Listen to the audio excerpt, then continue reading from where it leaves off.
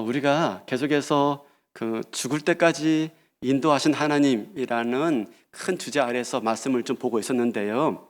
하나님은 우리를 인도하시는데 우리를 알 수 있는 방법으로 인도하시기도 하시지만 우리가 알 수 없는 방법으로 인도하시기도 하십니다. 신명기 29장 29절 한번 보여주시겠습니까? 감추어진 일은 우리 하나님 여호와께 속하였거니와 나타난 일은 영원히 우리와 우리 자손에게 속하였나니 이는 우리에게 이 율법의 모든 말씀을 행하게 하려 하심이라. 그러니까 감추어진 일이 있고 나타난 일이 있습니다.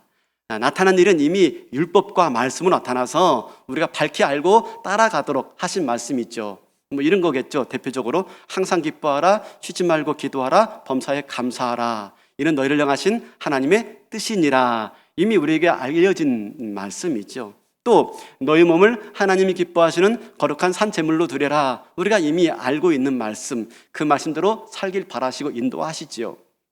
하나님을 사랑하고 내 이웃을 내 몸같이 사랑하라. 다 이미 알려진 말씀이지만 그러나 하나님의 인도하심이 감추어진 것들이 더 많습니다. 사실 지금 저와 여러분의 인생을 그 배후에서 하나님이 주장하고 계시고 이끌어 가시는데 하나님이 우리가 어떻게 이끌어 가시는지 우리는 대부분 모른다는 겁니다. 왜요? 감추어져 있기 때문에. 그러다 보니까 우리에게 생기는 문제는 뭐냐면 왜 하나님이 나한테 이렇게 하실까 하는 고민입니다. 왜 하나님이 나를 이렇게 인도하실까? 라는 우리가 질문과 의문이 생겨나게 되어집니다. 이런 차원에서 참 힘든 인생을 살 수밖에 없는데요. 그런 대표적인 인물이 오늘 본문에 나와 있습니다. 누구죠? 바로 요셉이죠. 요셉. 지난주에 보았던 야곱에게 12아들이 있었습니다. 두 아내와 두 여종에게서 12아들을 낳았는데 그 중에 하나가 바로 요셉입니다. 근데 요셉은 이 아버지 야곱이 특별하게 사랑했고 아주 눈에 띄도록 편애를 했던 아들입니다. 어느 날 이 요셉이 형들에게 자기가 꾼 꿈을 이야기했는데 그 꿈의 내용을 가만히 보니까요, 형들이 동생 요셉을 섬기게 될 것이다 라는 꿈의 내용이었어요. 아니, 형들이 오히려 섬김을 받아야 되는데 형들이 동생을 섬긴다고 하니 누가 좋아하겠습니까? 그때부터 형들의 노여움을 사게 되었고 미움과 시기를 사게 되어서 마침내 요셉을 죽이려고 했다가 차마 죽이지 못하고 이웃나라의 노예로 팔아버리게 되어지죠. 그래서 마침내 요셉이 애굽 왕 바로 왕의 친위 제장인 보디발의 집에 노예로 팔려가게 되어집니다. 그곳에서 요셉은 충성스럽게 일을 잘 감당하니까 보디발 장군이 보고 쓸만하다 싶어가지고 가정의 총무로 삼았어요. 여러분 보세요. 비록 지금 요셉이 꾼 꿈의 내용과는 전혀 다르게 자기 인생이 펼쳐져 가고 있습니다. 왜 이렇게 인도하실까? 이해되지 않습니다. 그렇지만 그런 가운데서도 어떡합니까? 가정 총무가 되어서 인정받으니 나름 그것이 위로는 되었을 것입니다. 그런데 이내 또 어려움이 닥치고 맙니다. 뭐죠? 평소에 이 보디발의 아내가 요셉을 흠모했나 봅니다. 어느 날 요셉의 옷을 붙잡고요, 동침하자고, 잠자리를 같이 하자고 요구한 겁니다. 요셉은 그럴 수 없다고 단호히 거절하고 나왔는데 그만 그것이 빌미가 되어서 여주인의 음모를 누명을 쓰고요, 여주인을 성폭행하려고 했다라는 누명을 쓰고 옥에 갇히고 맙니다.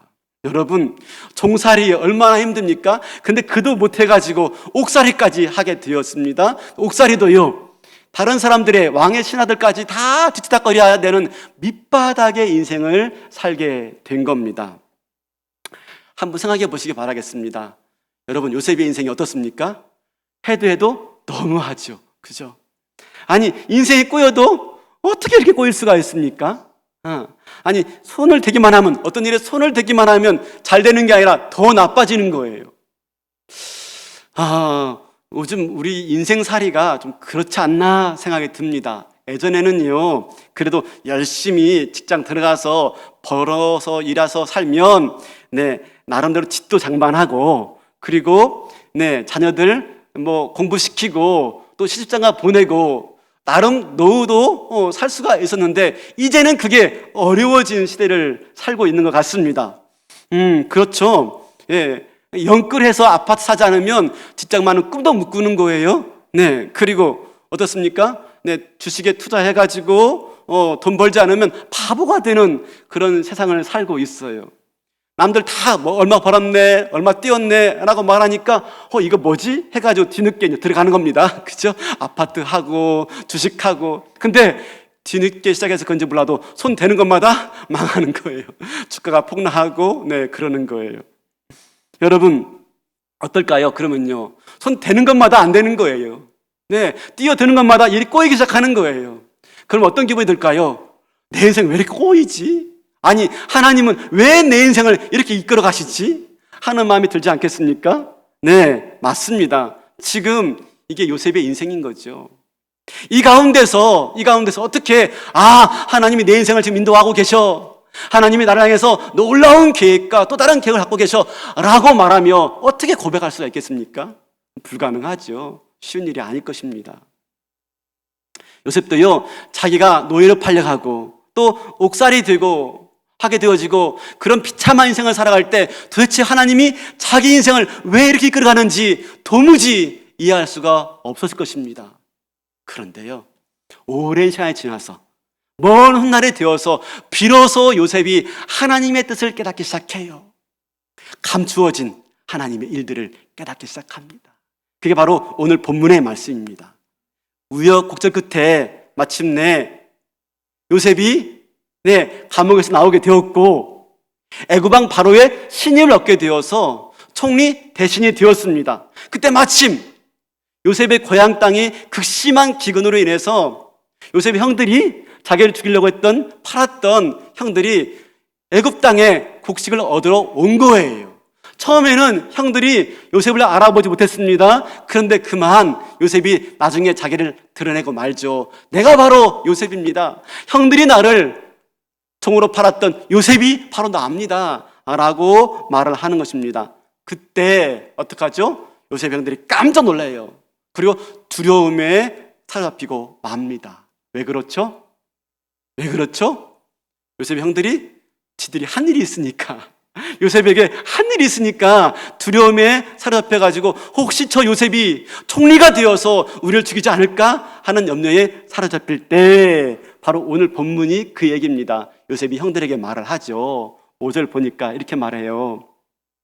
당신들이 나를 이곳에 팔았다고 해서 근심하지 마소서, 한탄하지 마소서. 하나님이 생명을 구원하시려고 나를 당신들보다 먼저 보내신 겁니다. 여러분, 지금 요셉이 형들이 팔았잖아요. 근데 뭐라고 말합니까? 하나님 나를 먼저 보냈습니다. 판 게 아니라 하나님 보냈습니다. 또 8절 보세요. 8절 이렇게 말하죠. 그런즉 나를 이리로 보낸 이는 당신들이 아니요 하나님이시라. 하나님의 손길이 보이지 않았습니다. 하나님의 인도하심이 감추어 있었습니다. 근데 먼 시간이 지난 다음에 비로소 이쪽으로 인도하신 것은 형제들이 아니라 바로 하나님이었습니다 라고 하면서 하나님의 인도하심이 있었다고 고백하고 있는 것입니다. 우리 인생에 대한 하나님의 인도하심도 이와 마찬가지입니다. 감추어져 있어요. 왜 이렇게 이끌어 가시지? 이해할 수가 없어요. 왜 내 인생 하는 것마다 꼬이지? 이해할 수가 없어요. 근데 먼 훗날 시간이 지난 다음에 하나님 나를 인도했구나 라고 깨닫는 그때가 있다는 것입니다. 왜요? 하나님의 인생 인도하심은 감추어져 있기 때문에. 사실 하나님께서는요, 요셉뿐만 아니라 요셉의 할아버지 아브라함과 맺은 언약이 있었어요. 갈대 우리에 살고 있던 아브라함을 이끌어내어서 뭐라고 말했습니까? 내가 너로 큰 민족이 되게 해주겠다. 너의 후손이 바닷가의 모래만큼 하늘의 별과 같이 많게 해주겠다 라고 하나님이 약속해 주었어요. 근데 그 약속을 이루기 위해서요, 하나님이 지금 요셉을 사용하고 계신 겁니다. 팔레스타인에 기근이 들어서 팔레스타인에 있지 못하고 애굽으로 내려오게 되었는데 그때 요셉의 형제들의 가족이 남자만 70명. 근데 후에 400년이 지난 다음에 출애굽할 때 이스라엘 백성이요, 몇만 명이었습니까? 60만 명. 남자만 60만 명. 그러니까 200만 명이 넘는 거대한 민족이 됐던 거예요. 비로소 아브라함에게 약속하신 그 약속이 이루어진 거예요. 하늘의 별처럼 바닷가의 모래만큼 많게 해주겠다. 약속을 이루기 위해서 하나님이 어떡합니까? 요셉을 이끌어 가셨던 거예요.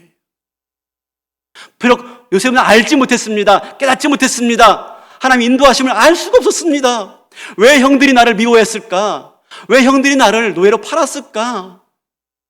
보디발의 아내는 왜 나를 모함했을까? 그 감옥에서 내가 수십 년 동안 썩어있던 이유가 무엇일까? 알지 못했습니다. 근데 그 모든 것들이 하나님의 놀라운 계획 가운데 있었던 것입니다. 마침내 애굽 땅에 기근이 들어서 팔레스타인 땅에 기근이 들어서 애굽 땅으로 오게 되었는데 그들이 정착한 곳이 어디입니까? 고센 땅이었습니다. 나일강의 삼각주 가장 비옥한 땅에 비로소 요셉의 일가가, 야곱의 일가가 정착하게 되었고 거기서 큰 민족을 이루게 된 겁니다. 하나님의 놀라운 큰 그림 가운데 요셉의 이런 우여곡절의 삶들이 있었던 것이죠. 근데 감추어져 있었던 것입니다. 감추어져. 솔직히 요셉이 애굽에 팔려가고 옥에 갇힐 때는요, 도무지 하나님의 인도하심을 알 수가 없었을 것입니다. 왜 이렇게 나한테? 그래서 포기하고 싶었을 것입니다. 그런데 요셉은 한 가지를 기억했습니다. 하나님이 나와 함께 하신다. 하나님이 나를 향한 계획을 갖고 계시다. 그게 뭔지 몰랐습니다. 어떻게 될지는 몰랐습니다. 한 가지, 하나님이 나와 함께 하시며 나를 향한 계획을 갖고 계시는데 하나님은 실수가 없으시다. 실수가 없으시다.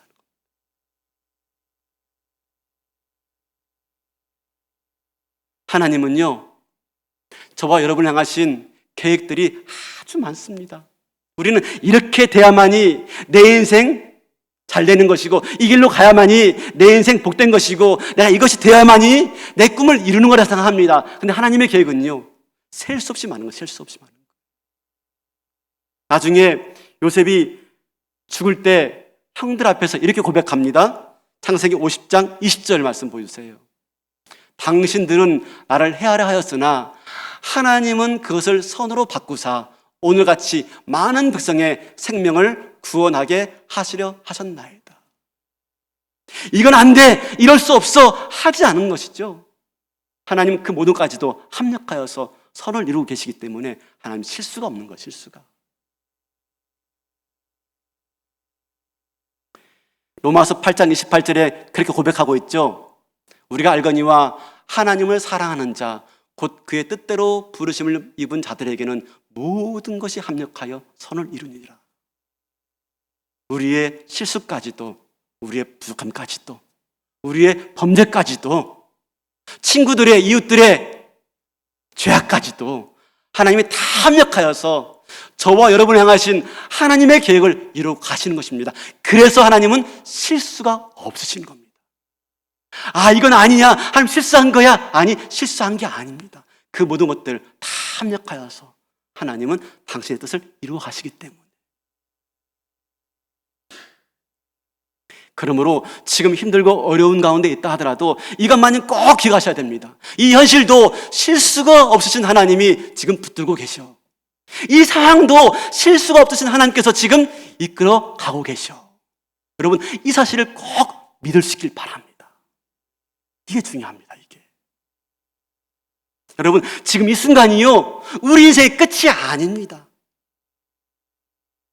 지금 저와 여러분을 향하신 하나님의 계획과 목적을 향해서 지금 우리를 이끌고 가시는 그 과정 중에 있는 거예요.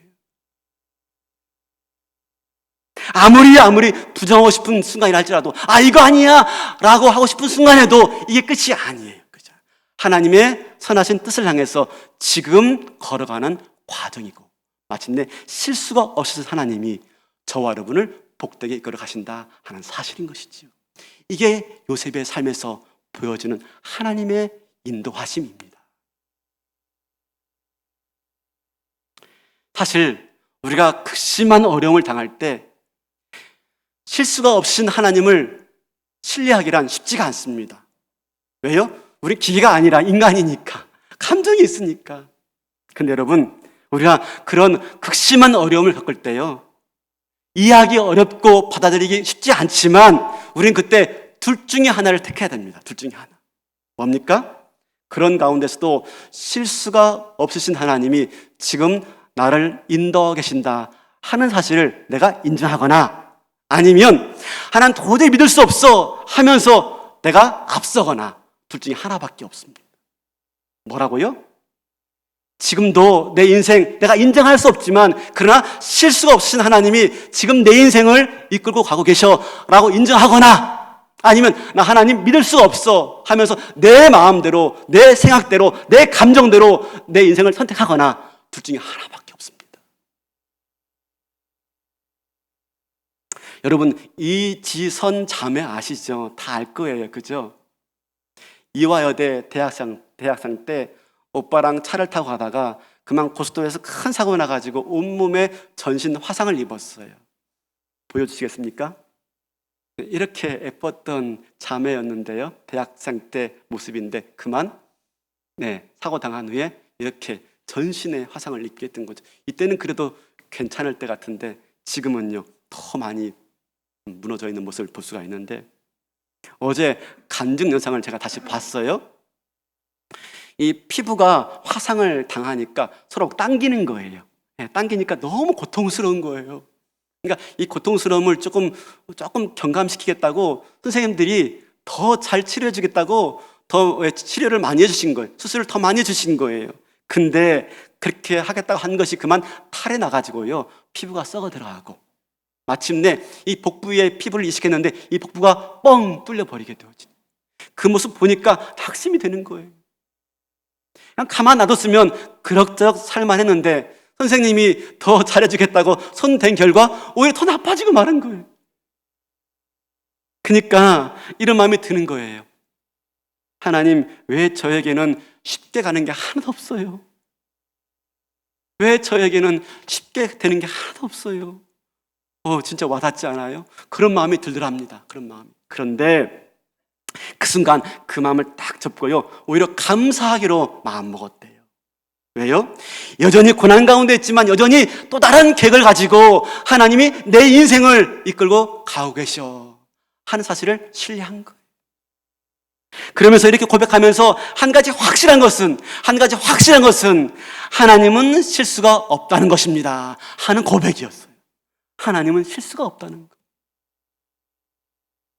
그 실수가 없으신 하나님, 내 삶을 향하신 하나님의 안전한 계획을 믿고 나는 오늘 또 나를 이렇게 인도하신 하나님께 감사하기로 선택했어요.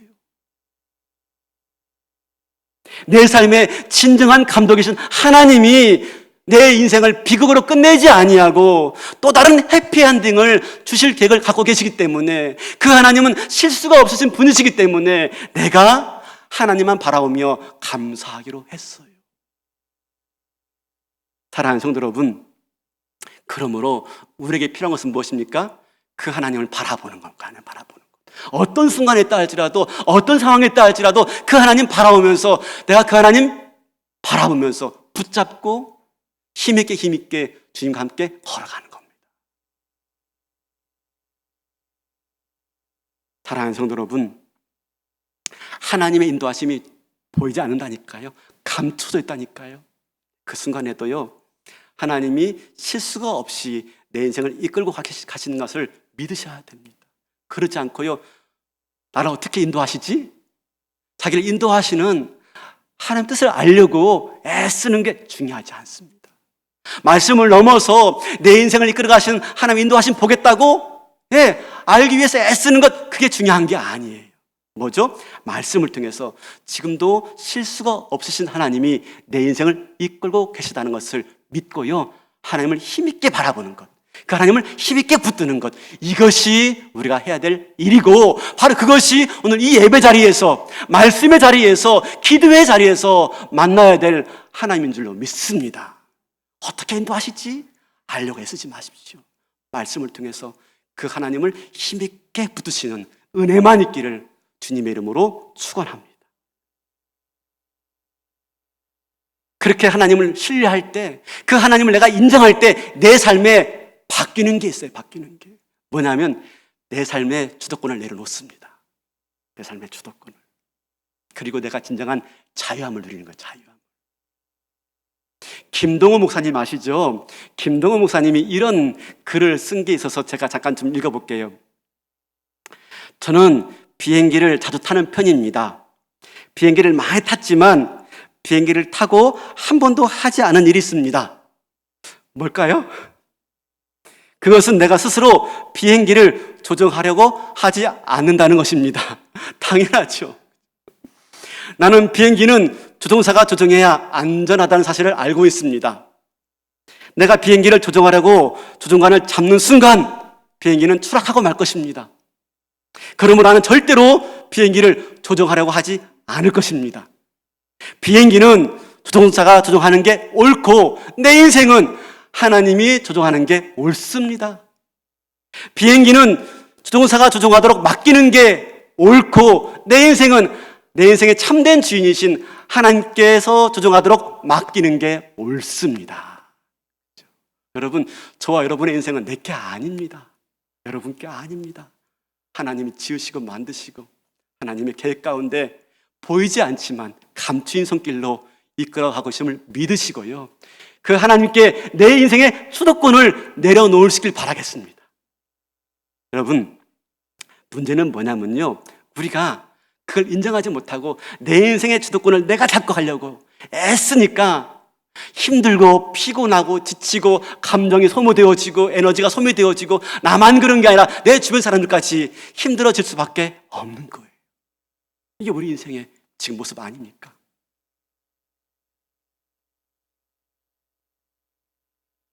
여러분, 바꿀 수 없는 일에 고민하지 마세요. 응? 바꿀 수 없는 일에 고민하지 마세요. 오히려 지금 그 가운데서 이 내 모든 인생을 실수가 없으신 하나님이 이끌어가고 있다는 걸 믿고요, 주어진 일에 최선을 다하시길 바라겠습니다. 내가 통제할 수 없는 일에 마음 쓰지 마세요. 지금 내가 할 수 있는 일에 최선을 다하는 겁니다. 그게 오히려 하나님의 계획을 이루는 길입니다. 요셉 보세요. 종살이 바꾸려고 애쓰지 않았습니다. 옥살이 바꾸려고 애쓰지 않았습니다. 통제할 수 없는 일에 마음 쓰지 않았습니다. 그저 하나님이 내 인생을 실수 없이 이끌어 가고 계신다는 걸 믿고 주어진 삶에 최선을 다했던 것입니다. 그랬을 때 종살이가요, 애굽 왕의 신하가 될 수 있는 길이었고요, 옥살이가요, 마침내 애굽을 통치하는 총리 대신이 될 수 있는 바로 그런 배움의 기회가 되었던 것입니다. 사랑하는 성도 여러분, 우리가 할 일은요, 상황을 통제하는 게 아닙니다. 주어진 일에 최선을 다하는 것, 그렇죠? 내가 부정하지 않고 원망하지 않고. 우리가 우리 삶에 벌어지는 일들 다 해석할 수가 있습니까? 다 이해할 수가 있습니까? 불가능합니다. 지금 한 가지 확실한 건, 지금도 내 삶을 붙들고 인도하시는 하나님, 실수가 없는 분이라는 걸 믿고요, 그 하나님의 인도하심에 내 주도권을 내어드리고 오늘 또 순종하며 나아가시는 저와 여러분 될 수 있기를 바라겠습니다. 우리가 아까 불렀던 찬송가 중에 마지막 370장의 마지막 절 한번 보여주시겠습니까? 내 주와 맺은 언약은 영불변하시니 그 나라 가기까지 늘 보호하시니. 내 주와 맺은 언약은 영불변한 것. 저와 여러분, 하나님께서 자녀 삼아주시고요, 나보다 나를 더 잘하시는 분이 나를 가장 좋은 길로 인도하시는 거예요. 문제 뭔지 아십니까, 여러분? 내가 나를 몰라. 내가 나는 내 인생이 이렇게 돼야 돼. 여러분, 아니에요. 나보다 나를 더 잘하는 분은요, 내가 아니고요, 나를 낳아주신 부모도 아니고요, 나랑 같이 오래 산 사람도 아니고요, 나를 가르친 선생님도 아닙니다. 하나님이 나를 가장 잘하시기 때문에 이렇게 인도하신 거예요. 그 하나님이요, 영불변하십니다. 그 나라 가기까지 나를 늘 보호하실 것입니다. 오늘 또 이 약속을 믿고 붙들고 순종하며 나아가는 가운데 우리가 주 앞에서, 그렇죠? 이 찬양으로 영광 돌릴 수 있는 할렐루야 할렐루야, 주님만 따라가야 됩니다. 고백하며 승리하는 그날까지 주님과 함께 걸어가시는 은혜만 있기를 주님의 이름으로 축원합니다. 우리 이 시간에 이제 성찬 예식 할 텐데요. 우리